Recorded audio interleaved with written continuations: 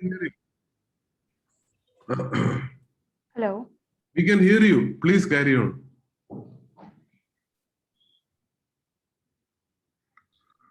We can hear you. Hello. Am I audible? Yes, yes. I can hear you.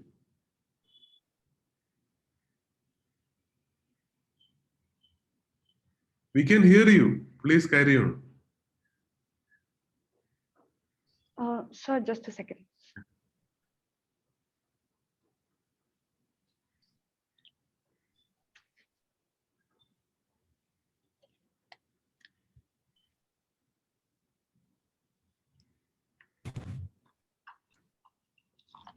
Hello. Am I audible? Yes. Yes. Oh, Yes. okay. A very good morning to all. You must be fine and healthy. I am Vaishnavi Sharma, temporary assistant professor from the Department of Applied Arts, the Maharaja Sayajirao University of Baroda, Faculty of Fine Arts. I welcome all the students, all dear teachers, respected faculties of different institutes and members of Typography Society of India, and all the keen listeners who are present today for this wonderful session, a wonderful webinar. Here I will start with a short story. A short story of a young boy, a very young boy of Trivandrum, Kerala, who has not even entered the school, starts observing people coming to his home with a wedding invitation to invite the family, who used to write the name of the head of the family on the card in a very beautiful writing, especially the first letter. So the way they used to write his father's name, which starts with G. So G for G. Vivekanandan, who was also a very great novelist, storyteller, and playwright in a very beautiful way. And all these writings were calligraphically fascinating to him. This beauty of letters stayed back in the boy's eye. When he entered the fifth standard, there came a movie called Jesus. So these posters were displayed all over the city. And then he again noticed that the jaw of Jesus was very different from the jaw he ever saw before. So he started drawing it and asked his parents and the people around that why this jaw in this Jesus poster looks different from the jaw of Janayugam. And then he observed that every other jaw letter of the newspaper was very different from each other. So he was fascinated and same time amazed to see that how flat looking letters can turn into such beautiful curved letters. This young boy is none other than Professor G.V. Srikumar, the former head of IDC School of Design, IIT Bombay. I quoted these instances from one of his talks earlier. So yeah, so he studied applied art at the Faculty of Fine Arts, the Maharaja Sayajirao University of Baroda in 1990, and then pursued his master's degree in visual communication at IDC, IIT Bombay in 1992, under the guidance of renowned typographer and calligrapher, Professor R.K. Joshi. He focused his work on typography and publication design. Professor Srikumar joined IIT Bombay as a teacher with tremendous experience as an art director, cartoonist, calligrapher, illustrator, and infographics designer. At IIT IDC, he currently teaches typography, calligraphy, information graphics, visual design, publication design, human anatomy, and design pedagogy. Professor has mentored generation of design students, including the prodigiously talented Professor D. Uday Kumar, IIT Guwahati, the designer of Indian Rupee sign, and Professor Girish Dalvi, who designed the Ek Devanagari, Ek Latin, and Ek Mukta fonts. Professor is considered an expert not only in the fields of design and design education, but also in the new field he created at IDC IIT Bombay, HHI, Human-Human Interaction, which focuses on the humanitarian aspects of everyday life. His achievements as the founder and the first president of Typography Society of India is commendable. Before I conclude, I would like to quote his words that I felt inspiring. Designers are not born, they are made. It is a misconception that a person with some potential in fine arts is naturally suited for a career in design. I really believe that more than anything, common sense and sensitivity are the most important qualities you need to become a designer. My vision for India is of a design savvy nation where design thinking is inculcated in young minds and pervades anything, everything they do. Teach them young and well and watch them bloom. A strong believer in serenity prayer, a spiritual person, and a great pet lover. And the list goes on. On the behalf of my department, Applied Art MSU Baroda, I extend you a hearty welcome to this very special session on a fresh new look at typography and oblige our keen students and listeners who are curious to learn from your extensive knowledge and vast experience in the field of typography. Welcome you, sir. Namaste. Good morning to everyone. Thank you very much, Vaishnavi, for a wonderful introduction. I have never seen somebody who has studied a lot of things about me so much in detail and used it for an introduction. It was a really touching welcome address by you. I'm extremely proud as a student, as an alumnus of MSc Baroda. I'm extremely proud to be here at this function, this webinar. I want to thank all of you for inviting me. It is always a happy moment for any alumnus to give something back to the institute. The 4 of my most beautiful years of my life are spent in the undergraduation program at MSc Baroda. I want to really thank all of you. All my teachers in MSc Baroda, many of them are no longer with us. I want to pay homage to everybody there, and I will start the session now. Before I start, I wanted to make one clarification. After I talked to Kashyap and all that, I had designed my lecture to tailor-made for the students of MS University Baroda. I never thought that a lot of great experts in typography, and many of them are professors, will be attending this talk of mine.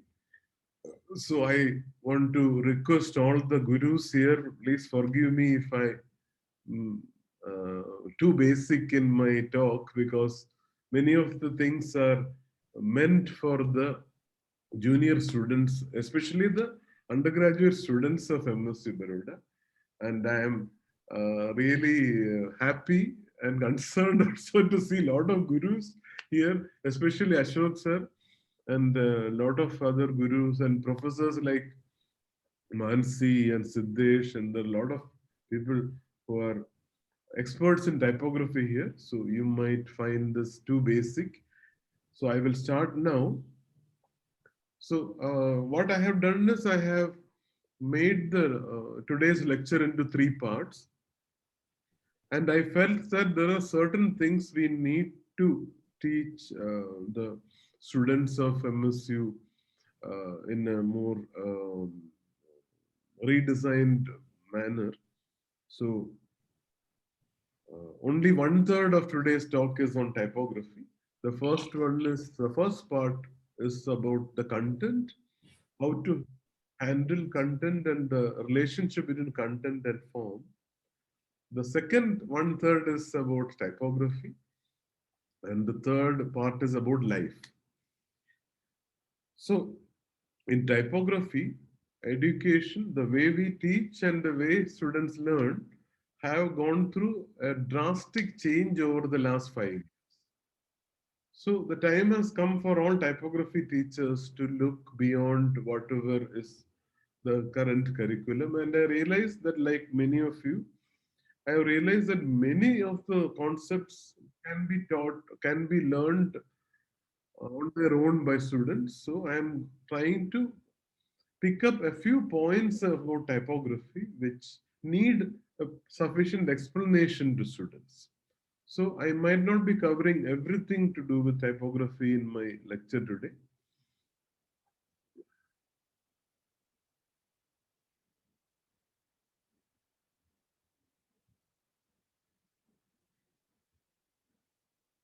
I hope all of you can hear me. So this is um, kind of a sculpture I created uh, with the letterpress type. This was created for the inauguration of Typography Day conference in IDC several years back. So I will start with that.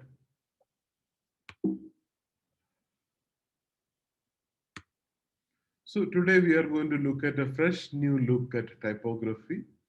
So I will just give a very brief introduction about where I am coming from today. As I speak, I am with the IDC School of Design in IIT Bombay. It started 51 years back with a focus on industrial design. In 1984, we started a master's program in uh, visual communication. I joined here as a student in 1990, finished in 92. We have a UG program now. We have master's programs in 5 different streams and PhD also. So every design institute has some claim to fame. We have so many of them. I am just sharing just 2 or 3 of them. One is electronic voting machine. Second is the famous Indian rupee symbol designed by my student, Dr. Devkumar. The most popular text input system called Swarachakra, totally crowdsourced, developed the most popular text input system in Indian languages in the Android platform. The Mukta font family designed by Dr. Girish Dalvi, my student again. This is Jaini font also designed by Dr. Girish Dalvi.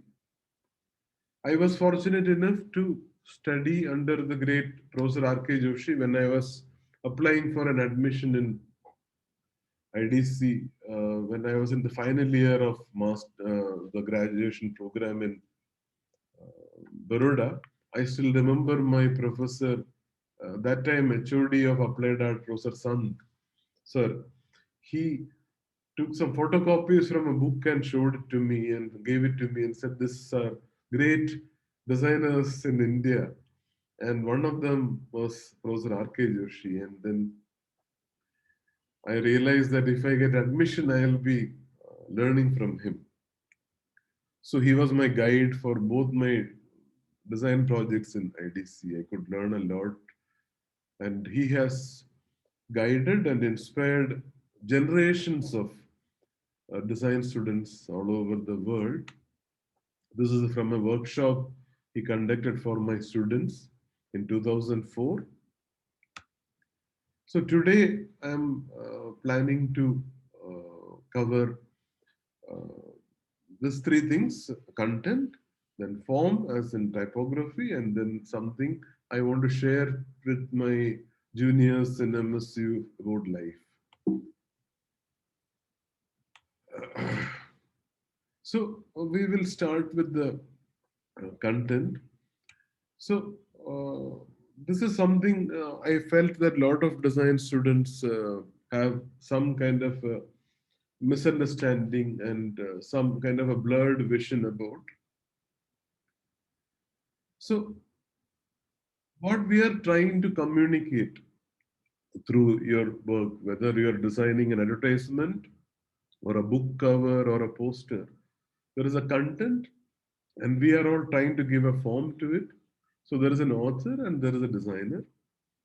So like H2O manifests itself in different forms around us. Ice, if you look at ice, water, steam, cloud, rain, in the basic content is the same, but the physical form has changed. So it is like that, that we, if you look at a poem written by somebody, we start by writing a poem on a scribble and on a piece of paper. Then it becomes a text message. Then it becomes a Facebook post. Then there is a poetry published in a magazine. Then a song is composed on it. Then the song is recorded. Then a song is picturized on film, and then you see it in a movie. Hello. Yeah. Sir, can I disturb you? Yeah. Sir, if by any chance, if you're showing the slides, the slide is just stick to one. It is not visible Slide is not moving. in the slide share. Yeah, the current slide is the Ganpati slide. Is that the slide which you have kept till now? It is not. It is not moving. Okay, okay. No, Yeah, no. it was not. Now it is moving or no? Not yet, sir. Okay, then I'll have to change it to some other. Okay, I'll change. So I'll request if you could share your screen again. That way it might work. Yeah, I'll do that. Yeah.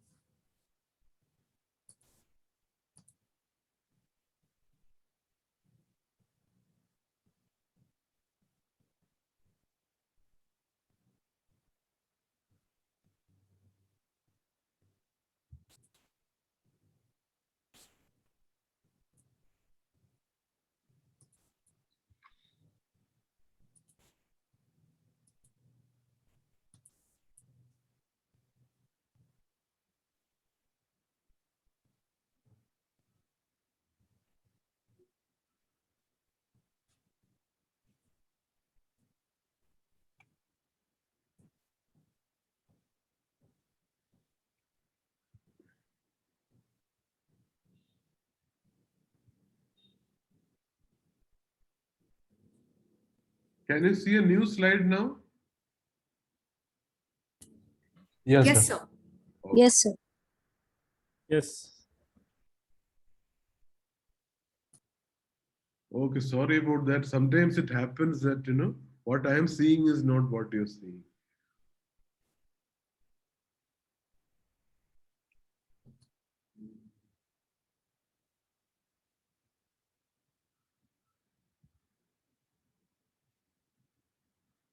Can you see a new slide now? Yes, sir. Yes, sir. Yes. Okay, fine. So I was talking about the difference between content and form.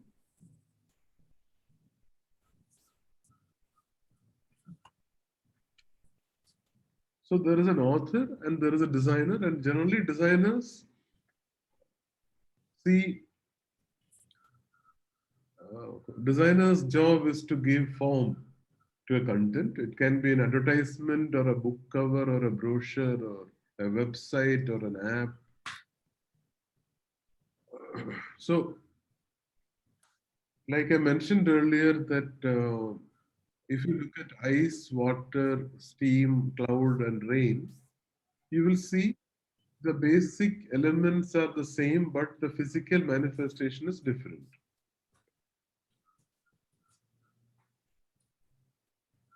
Is the slide moving now? Yes, sir. Yes, sir. Yeah. It is. So I always compare, if you compare the birth of a song in a movie, it started with a poet who wrote the poem on a piece of paper. So then it is translated, or it changes its form to text in a message. So it can be a WhatsApp message or a Facebook post, or the poetry can be published in a book or a magazine.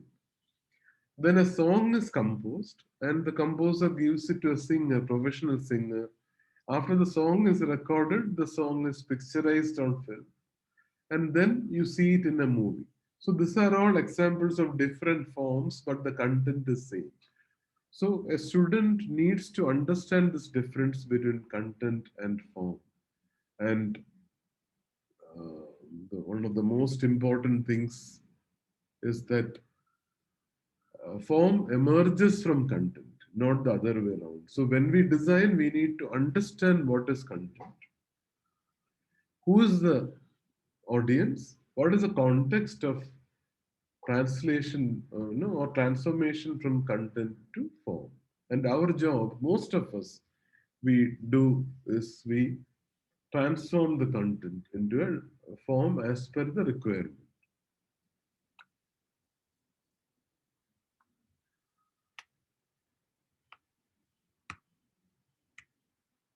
And one term, very important term used in professional graphic design is something I would like all the students to understand today.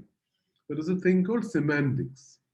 So it means study of relationship between what we do and what we mean.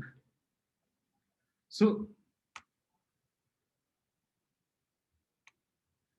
semantics refers to a study of relationship between a word and its meaning. Visual semantics refers to study of a relationship between a visual and its meaning. So many times you will notice that you have done a red dot or you have used a red line, and sometimes the audience or a jury or your teacher asks, what does it mean? Or a red background meant something else to the reader which you never wanted to. So this kind of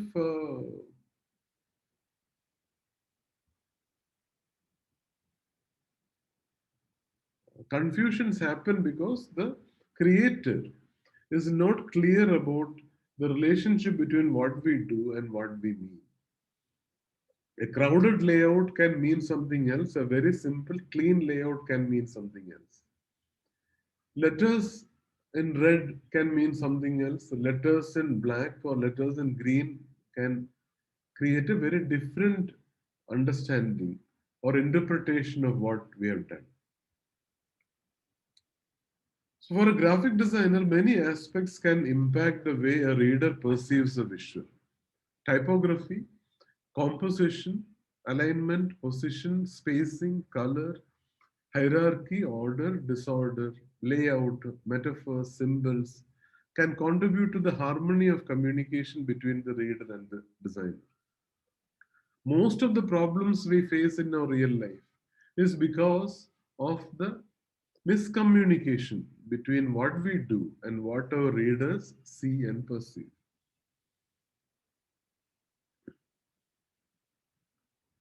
So this is a very interesting typographical example designed by Herb Lubalin for Mastered of Two magazines. You can see how he has played around with the semantic aspect of mother and child and the concept of families. This is always shown in all the lectures on expressive typography. I think all the teachers show this. There cannot be any lecture on expressive typography without this showing this slide. This is by G. Lee. He is trying to show the concept of a clock just with typography, type alone. He has even made a very interesting book on expressive typography.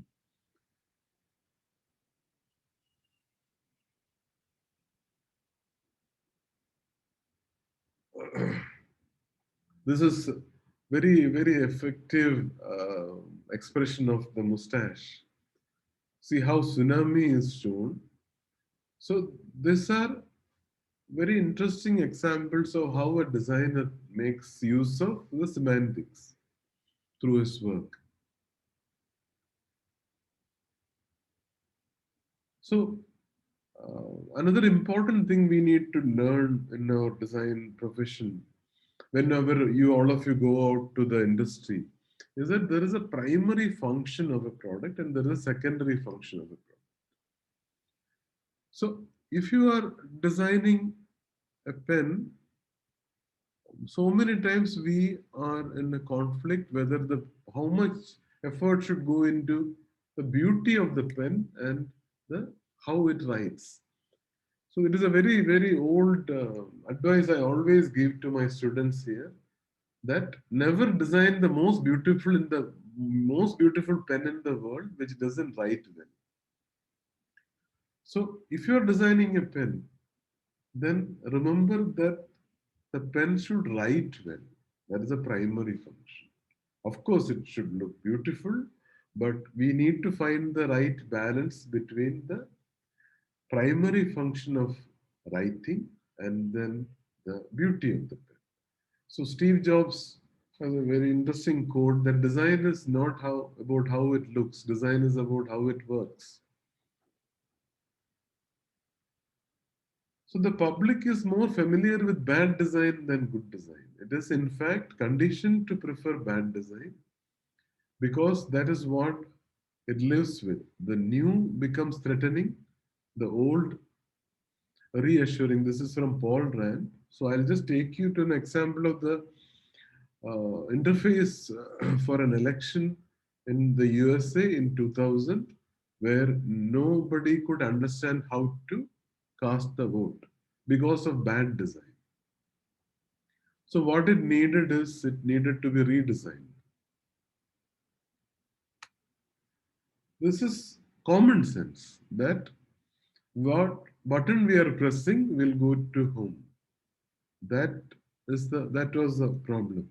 Many times design is very, very simple. What it needs is a grounded common sense approach.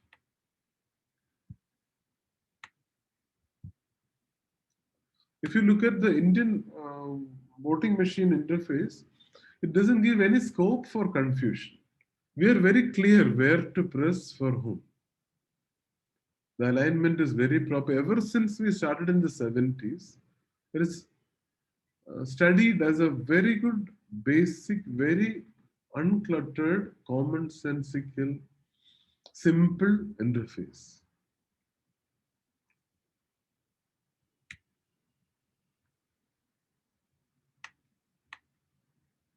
So typography has one plain duty before it, and that is to convey information in writing. No argument or consideration can absolve typography from this duty.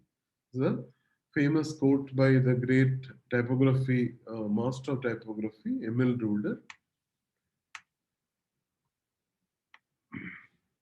And Robert Bringhurst in his book, Elements of Typographical Style, has given a very interesting statement. Typography exists to honor content. So design is not what it looks and feels like, design is how it works.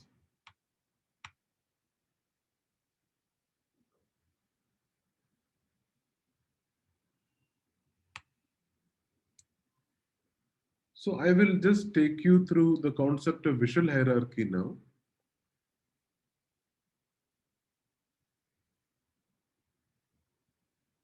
So visual hierarchy is something when we notice students' work and when we feel that, a lot of students face this problem of communication effectively. One of the most important tools in your hands and which you are not aware of is concept called visual hierarchy. It refers to arranging small groups of content in a sequence or order of importance with a clear intention to help the readers read and understand the content being presented.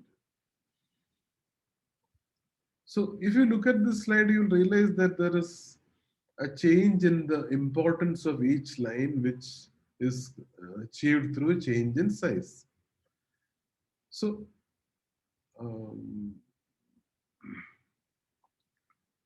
I will just show you one example from a website, BBC website. It is self-evident that which is the most important news here and which are the second level of importance and which are the third level. There are three groups of news items given in this page. So one is the most important one. Then second is there are 5 elements which are falling into importance level 2. Then the third group, which is importance level 3. So if you can be more conscious about this kind of, this is Time magazine, you can see very clearly which news item is the most important news. You don't need the creator to come and tell you what it is. Now I will move on to a concept called about information structuring. This is something which I always find missing from many of the applied art students across the world. Is As a designer, we need to learn how to structure information. So there is this concept called chunking. It is like grouping. So for example, if you look at complex information given to you like this, you will see that it appears to be a very long and complicated group of words. But if you look carefully, you can group them together in a very logical way. And if you present it that way, the readers will understand what you are trying to say much efficiently. So this is about information structuring. I just want to share a joke with you. This is a real life picture of a student who came late for my class. I still remember the student. He got caught up enjoying the last few minutes of not being here in the class. We'll go to the next part of my talk. It is about form. Form in this today's context, it is all about typography. So the very interesting thing about typography is many times the success of a designer is on how silent we are. The whole point with type is for you not to be aware it is there. So Etienne Frutiger has given a very nice quote. If you remember the shape of a spoon with which you ate soup, then the spoon had a bad design. So India has a very wonderful heritage of great calligraphy and typography. Now, two terms which are often confused by students is legibility and readability. A lot of people confuse the two with each other.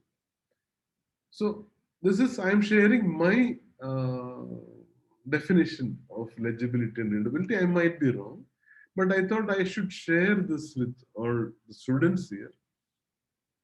So legibility is the ability of a letter form to be read under normal reading conditions. The clarity with which each character can be recognized by a reader. If I write A, and if you cannot read it as A, then it is a legibility problem. Lot of calligraphers, if you see, have this issue that we get carried away by the form and the nib and the pen we have. Many times, calligraphy can become complicated and people will ask, what have you written? Then it is a legibility. Vaishnavi, can you read the slide as readability now? Yeah, sir. Yeah.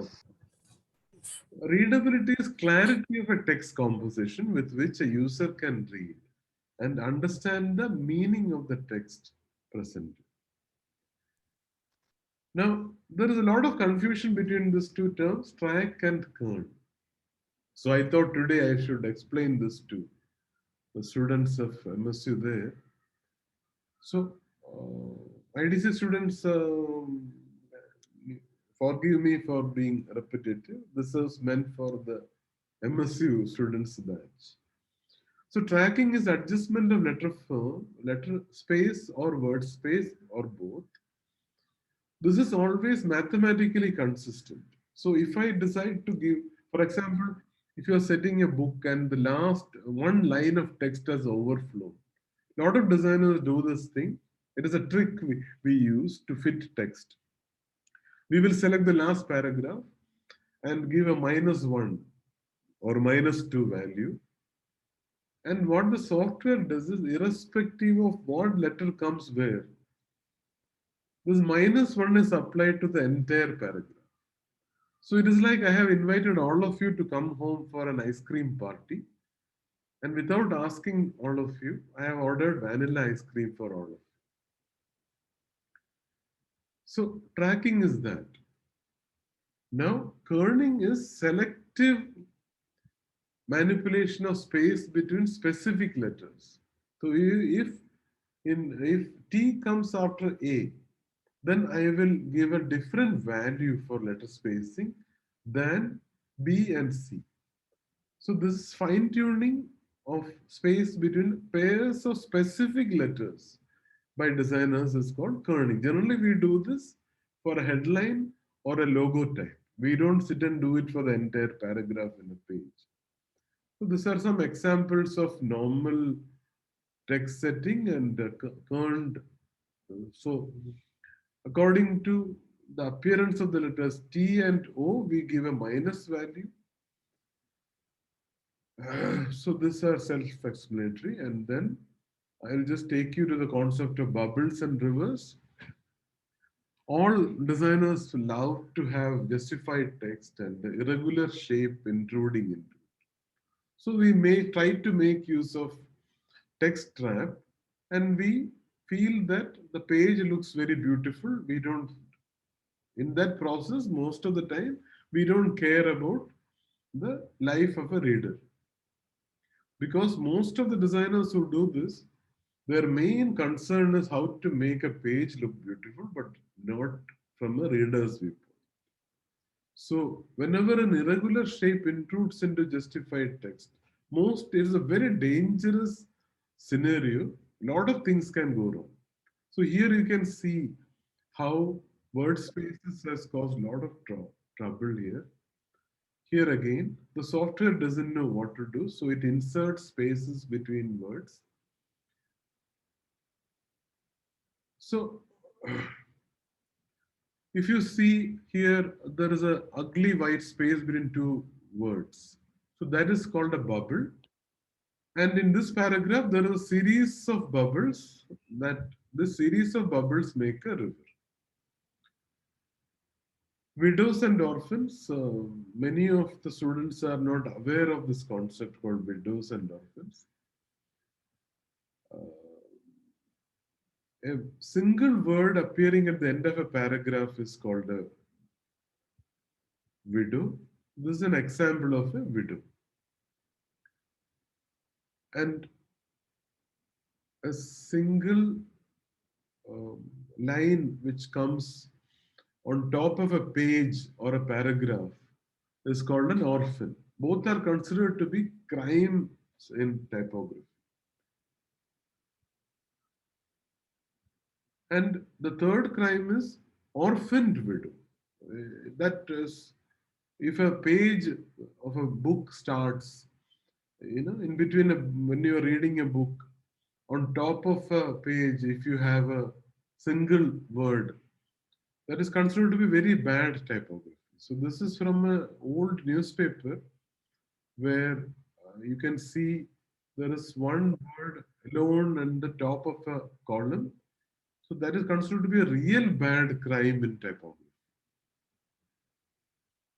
So there are a lot of these problems of justified text setting. A student of mine sent me this screenshot of on page he is working on, and he's not getting the bubbles and rivers proper in this. We are trying out different methods of. So one is we try to move the irregular shape of it in between the columns. So that gave some kind of a relief to the problem.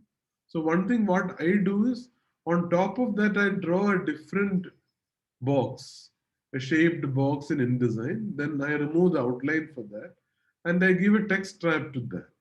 So that solves many of the other issues of rivers and bubbles. And we are trying out different options to work around this problem. And then what I do is in justification in InDesign, I edit the values of word spacing to 75, 100, and 125. This solves many of these issues. And I would like to encourage all the students to handle empty spaces or negatives. Negative space is not a very good term, so I call it as white space or empty space. Empty spaces can be used very effectively in our designs. So this is a wonderful example. FedEx logo is a very good example of how negative space can be used creatively. NID, National Institute of Design symbol, is a wonderful example of how that white space can be used effectively. This is a poster I have designed. There was a candlelight march on for the Uri victims the one day after the attack. We lost a lot of soldiers in that Uri attack.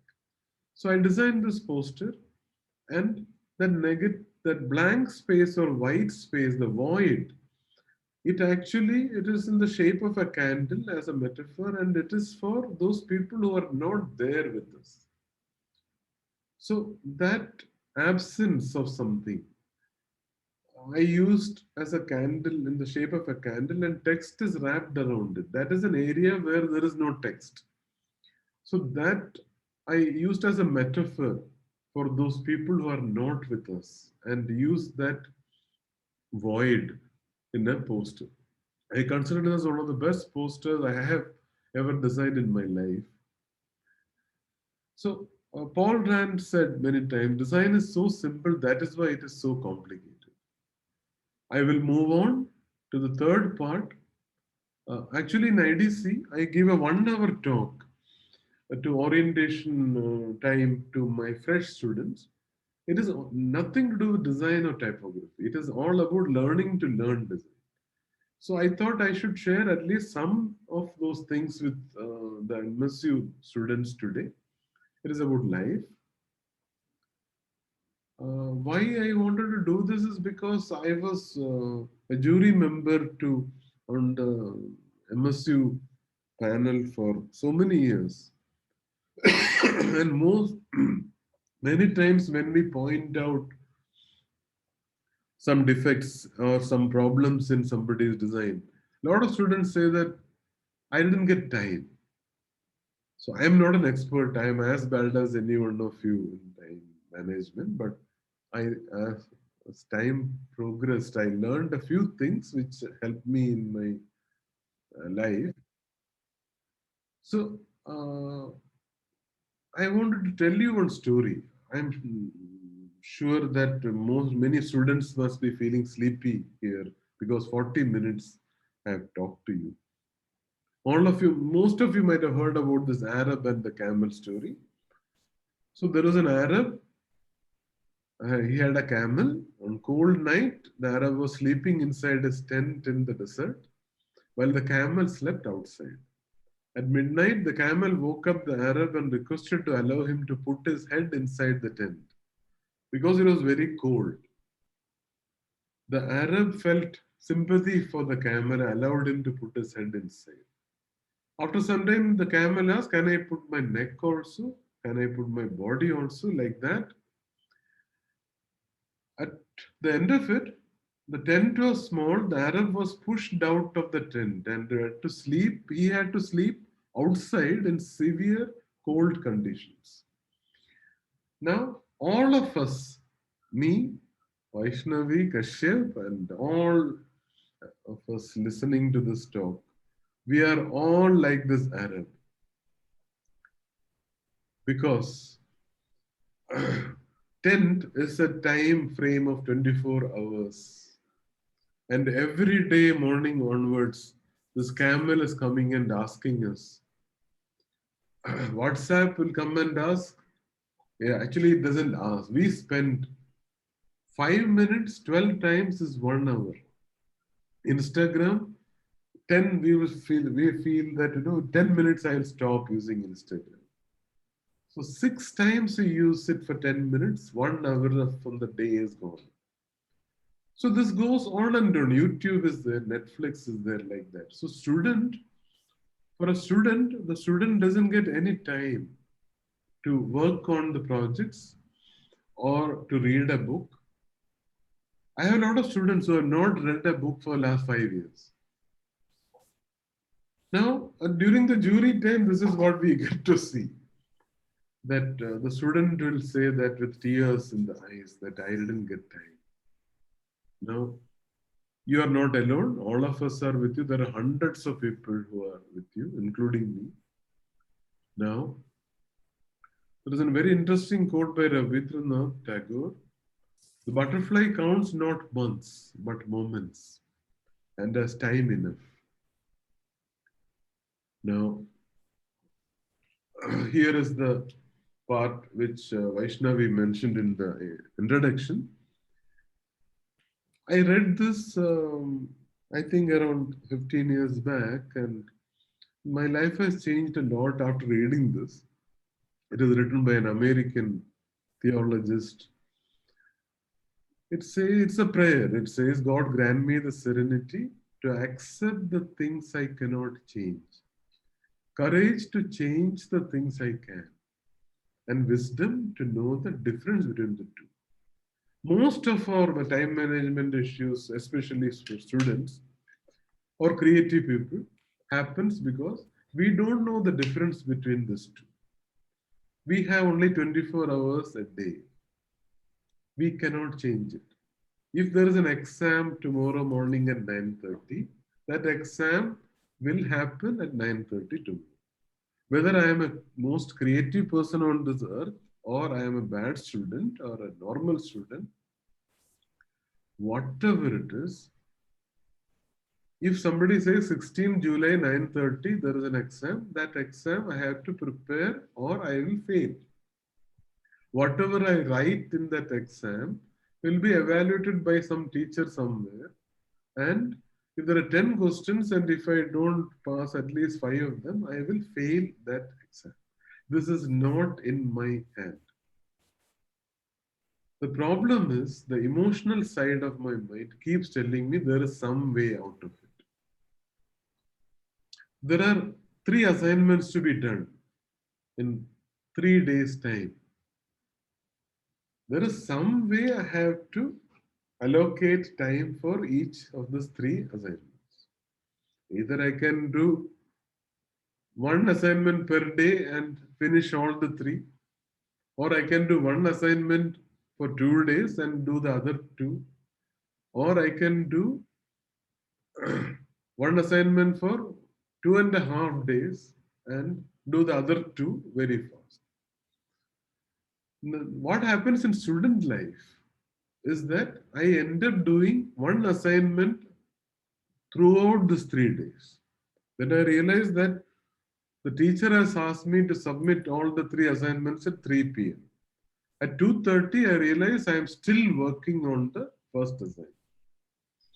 Why this happens is all of us, creative people, we listen more to our emotional side. The logical side says the teacher has asked you to submit at 3. But even if it's 2:45, the emotional side tells you whatever you're doing on first assignment, do half an hour more, it will look more and more beautiful. This is a trap we fall into. So somehow we need to find a resolution to this conflict of logic and emotion. Logical mind tells you you have only 3 days and you have 3 assignments to do. Emotional side tells you keep on doing the first one. It is not beautiful enough. So what happens is what I learned from the industry is deadlines are sacrosanct. They are not flexible. You cannot change it. So we need to develop this painful experience of accepting the quality, whatever you have done within a deadline. So whatever happens, if you have 3 assignments in 3 days, finish off 1 assignment per day and accept. Okay, I have given the best shot. Now I will not do anything more on this. That is, we are surrendering to the logical mind of ours. Emotional mind will keep on telling you, keep on doing it one more day because it is not beautiful enough. No creative person ever got satisfaction before a deadline saying, oh, I have given the best shot, now I can't make it more beautiful. It is a human being's nature. We'll keep on hearing this from the heart. Do more. It is still not beautiful. So I just want to share what I have learned from the industry with all the students here. Deadlines are not flexible. Time is very valuable. Learn how to respect a deadline. You need to find a balance between logical thinking and the emotional thinking. You need to be aware of the basic responsibility, observe and learn from nature. Be sensitive to the environment, be aware of the power of design, be a good human being, and most important, enjoy the journey of education. Once you finish that, you will never get that again. So, somebody asked me, Guruji, Sri Sri Ravi Shankar ji, how can I always be happy? So he answered, drop the word always, then you will be happy. Lovely. I will conclude here, and I would like to share my contact details with you.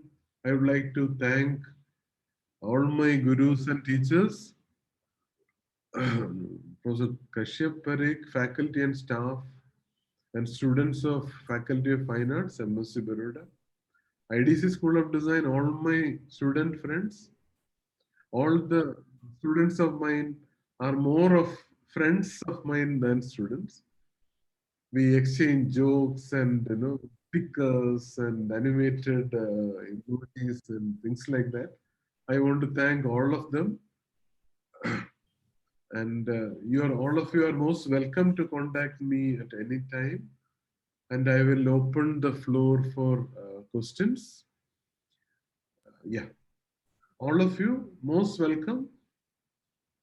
You can ask questions. So, MSU students, do you have any questions in your mind? You can use the chat box and Vaishnavi can. Yeah. I will also check the chat box if you want to.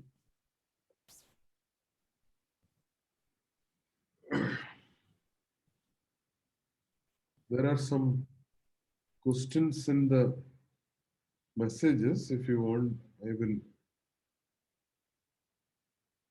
I will read those questions later. First, I will take from the audience here.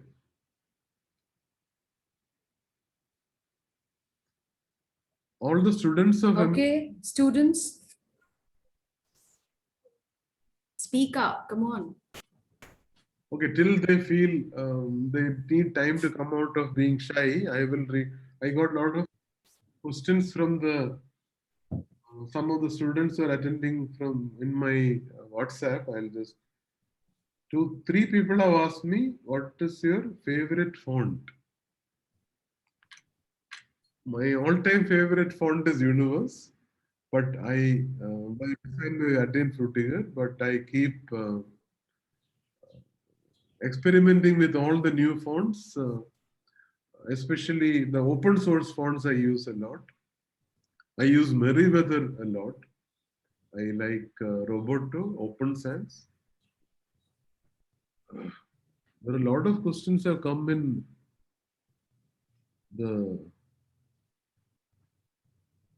my WhatsApp. Should I read it out?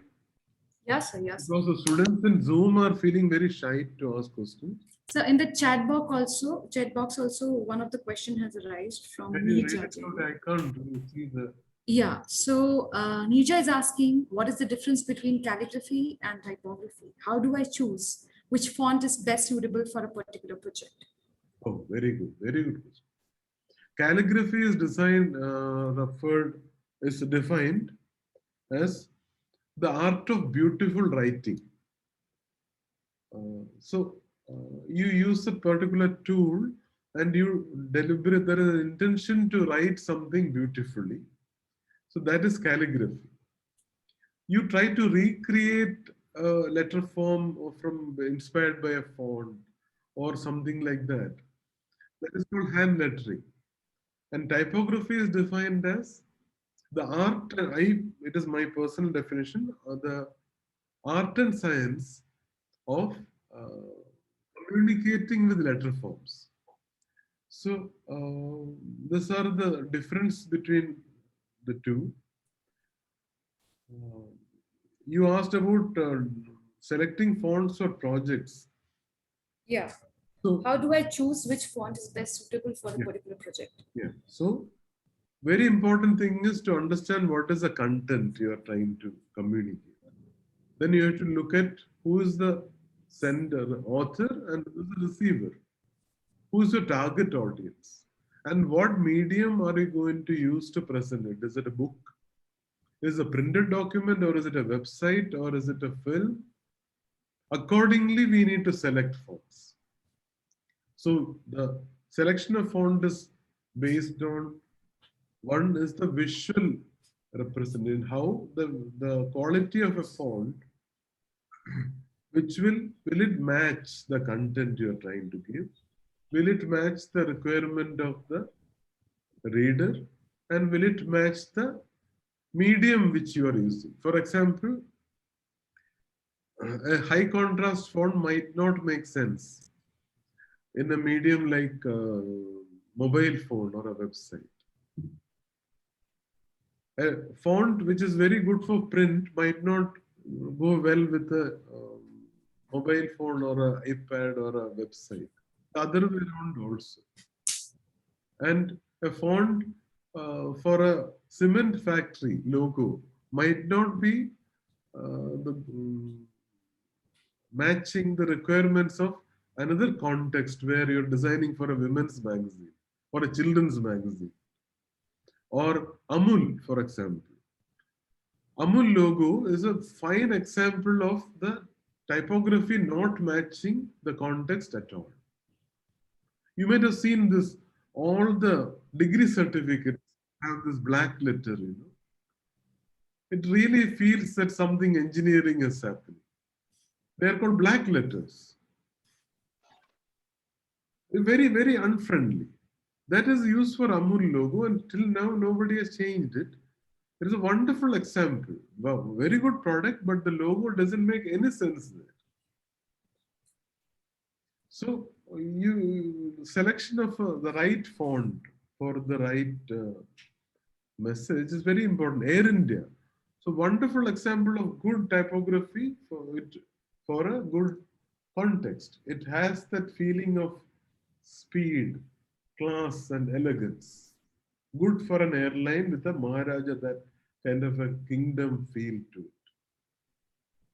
So India Today logo or Times of India masthead, for example, it reflects the feeling of news into it. So these are different. So it depends on what context you are looking for and what is the amount of information. If you are looking for body text for a book, a 300-page book, you want to select a body copy font. Then you need to look at a body copy font which will not attract attention to itself. It should be silent enough. So these are the ways with which you select fonts. And Vaishnavi, if she is a student of MSU, I'll definitely ask them to write to me. I will share I have a detailed lecture on selecting fonts. Okay, sure, sir. Whoever has asked, if she's a student of MSU. Yeah. Then ask her to send me a mail and share the link to my lecture. Okay. Sir, then can we move to next question? Yes, please. Yeah. Yeah. So the next one is that we often get this query from typography students. How will I get a job based on discipline, typography? We often get this, yeah. So is there any scope in today's competitive world?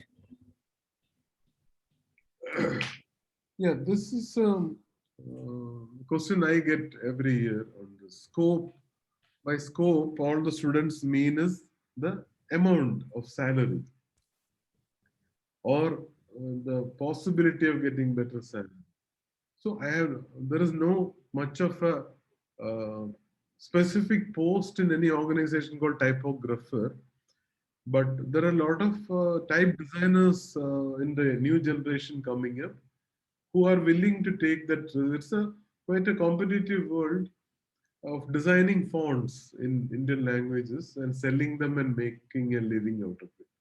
It is very tough to do that. So a lot of people, what they do is they pursue a personal career in as a graphic designer.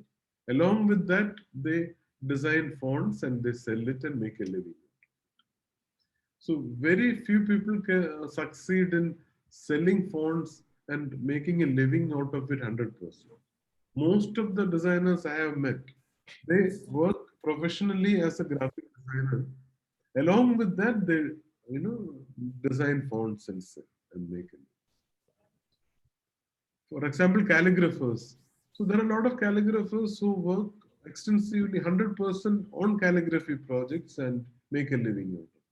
It is a question of how good you are. We cannot put any numerical answer to this. No, this is one problem of design education is I get 100 questions like this every month on this. So the students and their parents, they want to make a graph, a speculative graph. 4 years of graduation, after that, if I do this, I will get this particular number they want. So many of the things we cannot make translated into numbers. But there are a lot of organizations who are looking for students who are good at typography. So their focus can be on that, but they have to work on graphic design projects. For example, newspaper design, book design. There are a lot of areas where typographically sensitive students or students who are experts in typography can contribute a lot. There are a lot of scope for such people.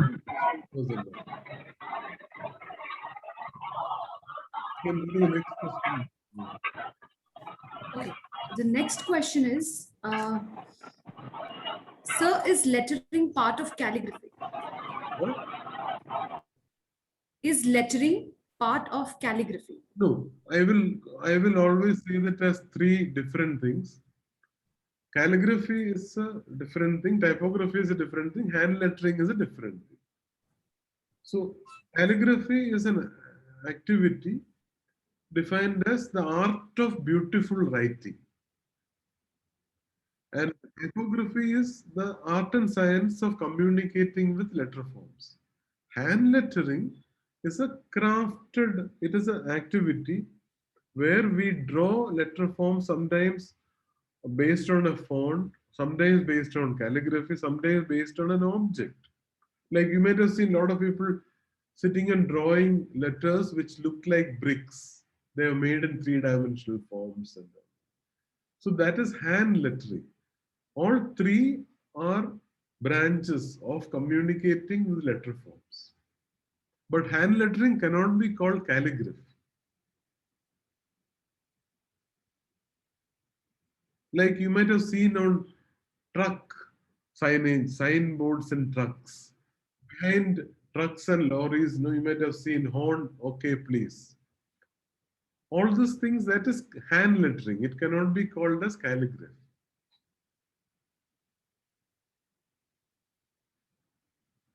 I don't know why MSc students are very shy.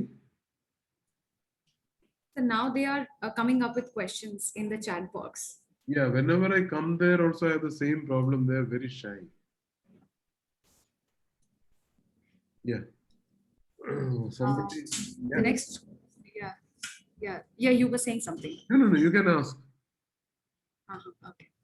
So, what is the scope in street typography? As an art form, it is catching up a lot. So I don't understand the use of the word scope. Is it a very humble way of asking how much money I will make if I do street typography? I don't have any idea. Sir, how important is handwork in typography? Handwork means what? Like, how important is the handwork? Like, what is the role of handwork in typography? I think maybe the student meant hand-drawn scribbles and all that. Yeah, I think so. That only. Yeah. That is extremely important. There are a lot of scientists who are working, who are doing a lot. It is very interesting study about hand-drawn scribbles and using a pencil and drawing. Last month I was listening to one researcher he's actually doing research on hand-drawn scribbles made for UI UX for apps on for the mobile phones. So he found out that whenever you draw with a pencil on paper, the designer feels more freedom to experiment than doing it on a computer. It's very interesting. Why? Because you you make something, you can just use an eraser, make a change very fast, and then do it. Maybe that flexibility, of course, Photoshop and all the digital devices they still provide.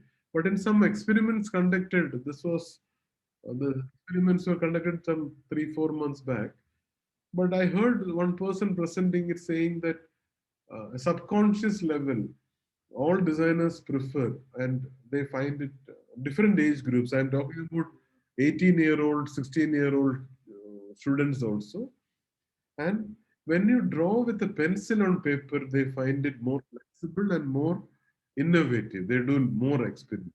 I agree completely with them that I am from an old school of design. So a lot of my students don't believe or they don't agree with me on that. I always feel that hand-drawn scribbling and all the experiments we do by hand and tracing it out and all, that helps a lot in the developing the visual language for especially during student days than doing it on iPad and all that. So I ask a lot of my students to do a lot of sketching with pencil and paper. They hate me for it. I think that is the only time they don't agree with me and they hate me. I'm sure they must be getting angry with me during that time. All others, we are friends. But the problem happens is that when you want them to do something with hand, then it's an issue. So recently I had a very, very talented student who's extremely good at painting. He was doing a storybook. Suddenly all the images in the storybook started looking static. So I realized he said that now he has shifted to iPad. Everything is in iPad. So we did an experiment. Same image I asked him to do with watercolor on paper. And he himself agreed that the one on watercolor on paper was 100 times better than the other one. I am not saying that iPad or the Procreate is bad. But there are some basic fundamentals for a student to learn. There are certain things you need to do with hand. Okay. So the next question is, what to do when you feel stuck while design, and link up with that only, similar. What are the important points to take note of while designing a font? That will take half an hour to explain why. Important things to look for when you are designing a font. Yeah. So first is, we need to do a groundwork on what kind of font are you designing? Is it a text font or is it a display font? Which language font are you designing? It is a Hindi or Gujarati, Devanagari or Gujarati or Tamil or which one? Whether it is regular or bold or extra bold, which one? And there is 100 things we need to take care of before we design a font. That is why, if you look at Adrian Frutiger's books, I consider Adrian Frutiger as one of the greatest type designers of all time. He worked extensively by hand. And he, after making a sketch, he used to blow it up on A3 size and then you work on the flipped image because of the letterpress time. And you look at the joineries, you look at the matra system. In Indian language, if you are working on Indian language font, you have to be very careful about the X height because the X height reduces considerably in Indian language. Because we have matras sitting on top of a letter form and below a letter form. For example, if you look at Telugu, there is a possibility, or Kannada, that two matras will come one below the other, below your main character. Or two matras can come on top of your letter, which means your X height has reduced considerably. Then within that Excite, you need to work out all your curves and joineries, and you need to look at, if you are looking at a text font, your font has to, at the end of the day, has to work from 6 points upwards. So you need to look at the joineries. And in Indian languages, we have the jalebi-like forms, a lot of circular forms going across them, each other. So we have to work a lot on the joineries. Then we have to look at the spacing between the characters. We have to look at conjuncts, conjunct, vowel, consonant, then the matra. So it is a very complicated thing. And he was asking about what do you do when you get stuck in the design process. Maybe next month, as we discuss, when we discuss about the next lecture, I will share. There is a step-by-step process on design problem solving. So that I will share with your students. That time they will know how to come out of this. How do we get stuck? So maybe I will request that student to ask that to send a mail and wait for a month for the next lecture. There I will be sharing that with you. Sure, sir. Till then, whenever you feel stuck, go and listen to some music. So one question has come up from the museology department. Ambika ma'am has put it up. Legibility versus readability versus choice of font type and size. Is there any standard to follow? Unfortunately, there is no standard. So, legibility is something we need to take care of legibility before you select a font. Readability is you're working out on the typesetting parameters, the size of the font, the width of the column, how many words will fit in, the space between the lines, space between letters, alignment, hyphenation is on or off. All these things are typesetting parameters. So once you've decided a font, then you can't change the excite or a contrast or any of those things. So selection of a font, you have to be very careful about the legibility aspect. And once you have selected, then how do you play around with the typesetting parameters will affect the readability of the composition. I am not aware of any standard, but at the end of the day, we should make life easy for the reader. That is the only standard. So I worked with some great typographers like Moinuddin in my professional life. That time I realized that selection of a font is extremely important before you go further into text composition. So sometimes when you design a magazine or when you design a book, sometimes I spend 3 or 4 working days with some 500 printouts all over my room before I decide on the font. So I have to look at the excite, I have to look at the numbers, how the numerals are designed. Otherwise, you will end up like Time Magazine. Time Magazine redesign happened. They had selected a font called Proforma. Then they had a very tough time because the number 1 was badly designed. So before you finalize on a font, you have to look at so many things. Whether the hyphenation works out well, or when you do a composition, does it? Some fonts are spaced out so beautifully that by nature they will not give any reverend bubble. Minion is an example of that.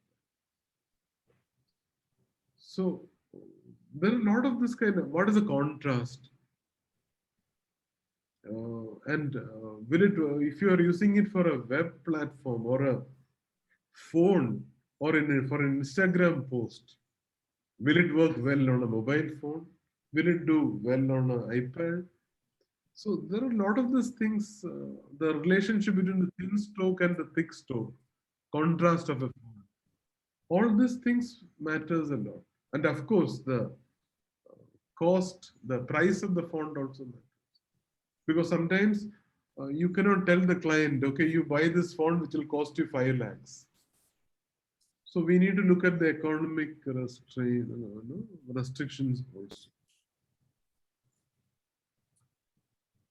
Yeah, I hope that answered the question.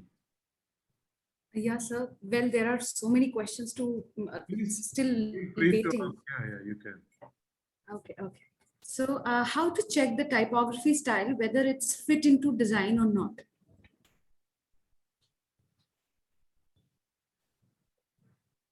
It is very, very subjective because I can't give any blanket answer. Okay, it is like this: you're designing, or you're picking up a cloth for a function. Tomorrow you're going for a birthday party. So you know, with your experience and the culture you belong to, whether the wardrobe, the dress you have selected fits into a birthday party or not. You will not wear that for a funeral. Generally, for a funeral, you will not go in a t-shirt and Bermudas. So this is common sense. So I think as with experience, a designer can make out whether the typography style has matched the context or not.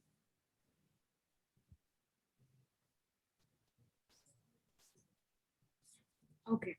The next question is, sir, I have developed a particular style of type calligraphy, which I like, but whenever I try to do something new, there is always some influence of that style and I get stuck. How do I overcome that? This the only way out is let us have a maybe as personalized. Is it a student of MSU? Yeah, yeah, sir. Okay. Yeah. Then we will have a personalized Zoom call. We will Sure, look sir. at the style. A lot of calligraphers, it's a very interesting question. Many calligraphers feel so. When you get caught up in one style, then that style keeps happening whenever you do something else. So it is better to take a break, try a new tool, and work out with that work, do some work with that tool for a month or two, and then take another break. So if you're a student, I will definitely suggest, strongly recommend, do experiments with whatever tools you can get your hands on. Because this age, you cannot afford to get stuck into one tool. Try brush pen, try flat pen, try a round brush, try a flat brush, try charcoal sticks, all these things. And then try different styles of writing. And this is not the time for it to get stuck. So we will work on it and see how to come out. I think if there is last question, we can take, because so many questions are there again, but we can take one more. How to check the typography style, whether it's fit into the design or not? No, I think that's That I've answered. already taken. Yeah, yeah, yeah. Yeah. What is the scope for a lettering artist in India? I am not very sure about it because this word scope is something which is very mysterious, So it is a very humble way of asking how much money you can make. I don't have any idea. Okay. I would like to share this with all the audience, all the people attending today. On August 11th, there's a World Calligraphy Day. So we are trying to organize one event called Sulekhan 2011. All the details will be there in the Facebook page of Typography India. And I will share it with the MSU Baroda Facebook page also. It starts at 4 p.m. It will end for 7:30. We are doing an online series of events in calligraphy on that day, August 11. I request all of you to mark your calendars, August 11, 4 p.m. to 7:30. Mr. Achyut Pala will be inaugurating it. We will have a lot of calligraphers giving a demos. Everything is online. Registration is free. And there are 9 organizations which are joined together to organize this. It is organized by the Typography Society of India. We have a long list of organizations who are supporting us in that. IDC, IIT Bombay, National Institute of Design Ahmedabad, NID Madhya Pradesh, IIT Guwahati Department of Design, IIT Hyderabad Department of Design, World Design Organization, Sir J.J. College of Applied Art Mumbai, AirMeet. A lot of people are, and Kacharadaba Foundation, Calligraphy Foundation in Kerala. All of them have come together under one group to organize this. Next year, Sulekhan will be with a proper conference of the research papers. So I would like all of you to mark your calendars. There is one more, lot of questions have come to me in text form. I'll just read one of them. The motivation behind starting Typography Society of India. See, the main thing, Typography Society of India was started for students. I realized that students from all the institutes, they don't get to share their work with teachers of other institutes or professionals of other places and take their feedback. So whenever I go to teach students from other institutes, they always find that time is very short to interact and take feedback.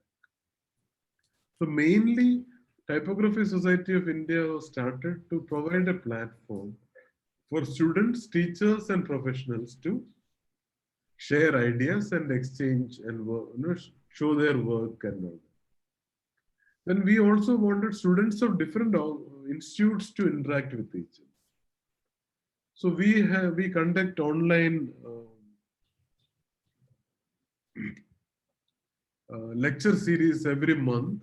We have people from different generations, from experts to younger students also, to talk about typography, calligraphy, and related things. But generally, we have more than 1,000 members. We have 3 WhatsApp groups and we have a Facebook group. But the students are finding it a bit shy to post their work and ask for the opinion. Generally, they're very scared that somebody will give a critical, some negative comment. But my thing is, during the student days, if we don't make mistakes and if we don't learn from it, I don't know how will we improve. And if somebody says there are some bad things about your design, I am sure some of them might be useful for us to improve. But generally, students are finding it very shy to post.